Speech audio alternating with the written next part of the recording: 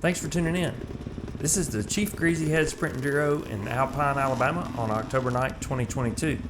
This is a co-sanctioned event for the Southeastern Enduro Trail Riders Association and the Southern Enduro Riders Association. I'm on row 7 again, so I'm headed out for test 1, loop 1 at 9:07 a.m.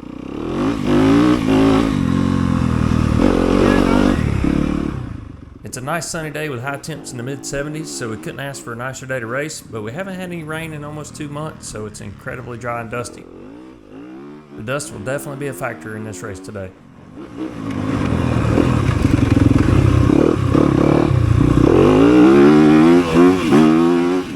The first test is 5 miles long and starts out with some grass track. This is a sprint enduro format. If you're not familiar, sprint enduros are a race against the clock. Riders are organized in rows of 4, sent out one at a time, 15 seconds apart. In this race, we have 2 tests, and we'll do 4 loops on each test for a total of 8 time sections. The lowest cumulative time wins. I'm racing in the C40 Plus class today. Let's take a look at the lineup in the C40 Plus class. We have 2 Betas, 1 Husqvarna, 2 KTMs, and 4 Yamahas. You may be curious about the name of this event. I certainly was, and I was able to talk to the landowner Chris Rhodes after the race. He explained that the Greasy Head branch runs through the property, and that branch was named after a Cherokee Indian chief in the area, Chief Greasy Head. Chief Greasy Head loved dirt bikes, and he cut all these trails himself. Okay, I made that last part up.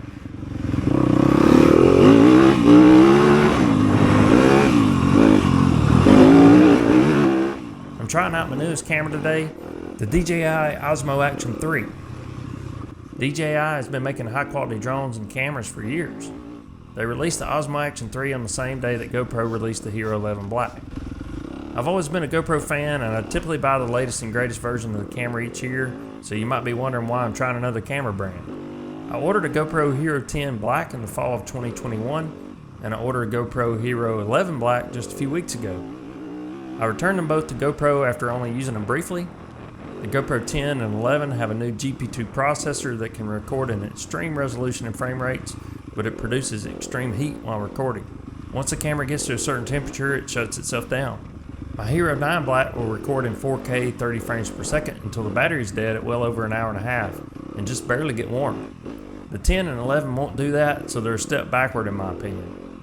In dirt bike racing, I'm much more interested in long-form recording capability instead of resolution stats like 5.3K at 60 frames per second. GoPro has done firmware updates to try to address that issue, but those have been band-aids at best to reduce resolution rates when the camera's recording in long form. GoPro has been very dismissive of users complaining about the loss of long-form video capabilities, so I don't think they have any plans to change course, and that's why I'm looking for other options. With the DJI Osmo Action 3, I attempted to get my settings close to what I normally do with my Hero 9 Black.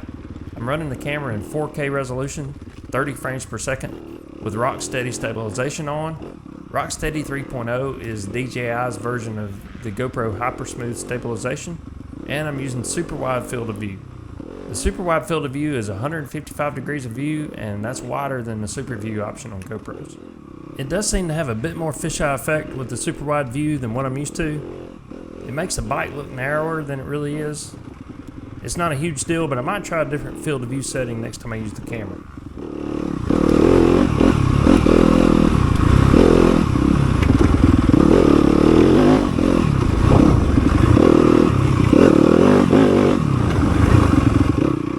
The trails weave in and out around this section of woods, and there's no wind early in the morning, so we've got a blanket of dust in the air for most of test 1. Between the dust and the sun, the visibility is somewhat challenging, and the camera's always able to see through the dust better than you can, so it's actually worse than it looks here. The stabilization is really good. It's as good or better than GoPro Hypersmooth. When I come out into this clearing, you can really see the vivid colors and clarity of the camera.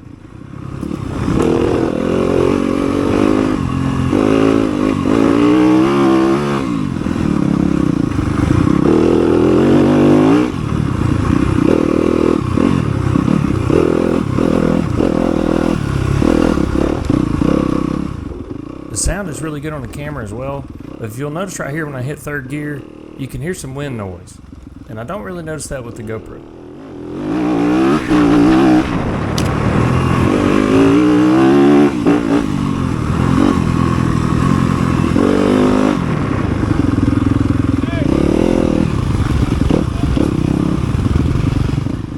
finished test 1 loop 1 in 18 minutes 13 seconds. I'm in second place behind John. For test 2 loop 1, I changed over to my GoPro Hero 9 Black. I had big plans to do some side-by-side comparisons between the cameras, but at the last race I used the GoPro to do some vlogging and I had the camera in linear field of view for that.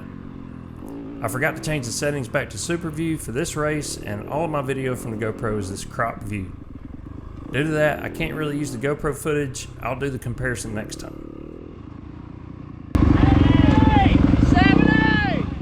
I finished test 2 loop 1 in 15 minutes 46 seconds with a cumulative time of 34 minutes, still in second place. I'm going to jump ahead to test 2 loop 4 because I used the Osmo Action 3 for that loop, and it was my fastest loop of the day on test 2. Test 2 is 4 miles long, it wasn't as dusty, and it flowed a little better than test 1 in my opinion. Test 2 had some really nice single track trails, and the trails weren't as compact, so the dust wasn't as bad over there. Overall, I'm happy with the Osmo Action 3. I need to play around with some of the settings, but I'm really excited about the runtime capabilities of the camera. In my initial testing, it'll run well over 2 hours in 4K resolution, and that's a game changer for hair scrambles. I should be able to get a full video of my next hair scramble without missing a minute. Whenever I talk about camera runtime, someone usually comments that I should run an external battery. I don't run external batteries, especially in races, for a few reasons. When lithium batteries get punctured or crushed, they can burst into flames, and I don't want that in my pocket. Using an external battery also involves wires that could potentially catch on something, and plugging into the camera negates the camera's waterproof capabilities. For those reasons, external batteries just aren't an option for me.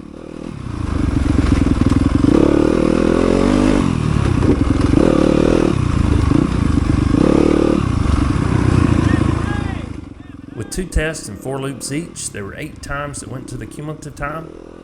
I finished second in the C40 Plus class with a cumulative time of 2 hours, 18 minutes, 30 seconds. Congratulations to John Holyfield on the win, and congrats to Kevin Smith on his first podium finish. 8 out of the 9 riders in the C40 Plus class finished the race, and that's awesome. Here are the C40 Plus point standings for the season so far. I've got a pretty comfortable lead at this point. Max Williams has passed Matt Ward, and he's now in second place. As always, if you enjoy these race recap videos, please let me know that by commenting below and hit the like button. That really helps me out. Thanks for watching. Done. I think I could do it again.